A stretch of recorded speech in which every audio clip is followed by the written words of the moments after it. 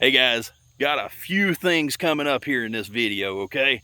I have got a continuation of my little Rossi 92 project. I have found a pistol to match it up. Everybody wants a carbine and a pistol that shares the same ammo, and I've done that. I've also put a trigger in it, and a buddy made me a bet. And I'm going to win that bet here before the end of this video.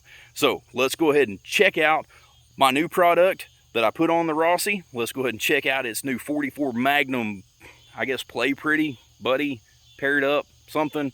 Anyway, they're both cosmetically challenged. They both need a refinish. So this is perfect for this project. So let's go ahead and look at these things. So boom, here is the Rossi 92. If you want more information on this one, you can find that in the video in the link below. Quick rundown is a Ranger Point Precision M-Lock rail, Hoptic 6-round quiver, got an NOE bullet molds rail, put a loophole, little fixed power extended eye relief, 2X scope on here, and a set of loopholed low rings to bring this thing down. Now this is temporary. This is going to leave. I am going to wind up putting a really small red dot on here, and that's going to tickle me to death. Of course, you see this thing is rough as a cob. It's going to wind up getting refinished, and it's going to match this bad boy. Everybody talks about having a revolver and a carbine that shares the same ammo. So right here is a Ruger Super Blackhawk, and she is equally as impaired in the finish department. Been a very well loved revolver, but boy, still very solid. Look at that lockup. Just a great piece of equipment. Nice piece of Americana, unconverted. I like to live life dangerously. So there we go, man. I'm going to be looking for a theme for the two of these to match up, and I am just excited for this project. I mean, I cannot wait to see the two of these things wearing the same finish. I think that's going to be a combo that's just worthy of bragging about. Now, the newest addition to this one is this trigger. This is really starting to finish off this project outside of the matching Cerakote between the two of them. But this trigger right here is from Ranger Point Precision. I've been testing it out over the last couple of weeks.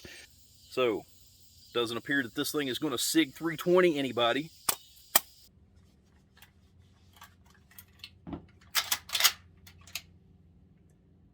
Get serious, Pat. They finally have it on their website. Now, I've got a code that'll save you some money. It doesn't give me a kickback whatsoever, but it's Rossi 10. So you can save 10% on an already very nicely priced trigger. So let's go ahead and check this thing. Now, we determined that this trigger was breaking at about 4 pounds previously, and that was because of a bunch of use. I hadn't done anything to it. It was just simply a whole bunch of use. So there we are. That is a 2-pound trigger pull. Now do keep in mind this one is very well worn. They had a new one, and that new one was breaking at about 2.5 pounds. So if you have a newer than mine, by newer I mean I've just worn this thing out, it'll probably break a little more up here. But this one's breaking at 2 because I have really put in some rounds in this one. So everything's kind of mating up inside. But now this trigger, the face of it is actually really nice. They ribbed it. The factory trigger was simply just this smooth trigger, and it didn't offer you any traction for your fingers or anything. And it's got a really nice finish. I really like that. The only thing I wish they'd have done is just carved them a nice little RP right here in the side, but they did bring it to market with a really nice price. So I'm not going to knock them for that. But yeah, this thing is starting to finish up. Of course, I've got a new can that's going to be about half the length as this. So this is starting to finish up its journey into what I want it to be. And just out of curiosity, I wonder what my old Ruger Super Blackhawk, where that one is breaking. Let me check this trigger pull. I had never checked it.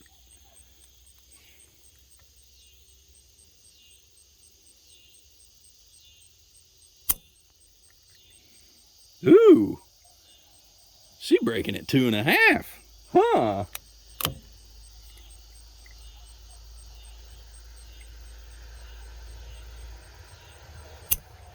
Yep. That one bounced just a little bit, but man, it's showing 2 3/4. So cool. Don't have to do nothing to the trigger on this one. Of course, she's got the adjustable rear sights. Standard old wood. These two woods are so close, I bet I could sand them and stain them very similarly. This is going to be a really cool pair. I think I see myself out in the deer woods with this one on my hip and that one on my shoulder. We're definitely going to see some deer action with these two this year. Rock and roll. So now, like I said earlier, a buddy of mine made me a bet and I couldn't refuse it. So here we are. I'm going to win some money and some lunch. So now it's time to pay some bills without selling you some manscaping.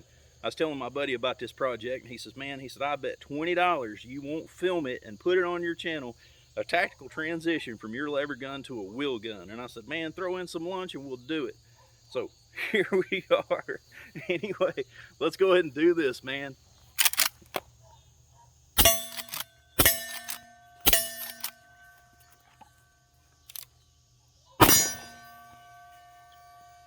I believe I will have that new burrito bar.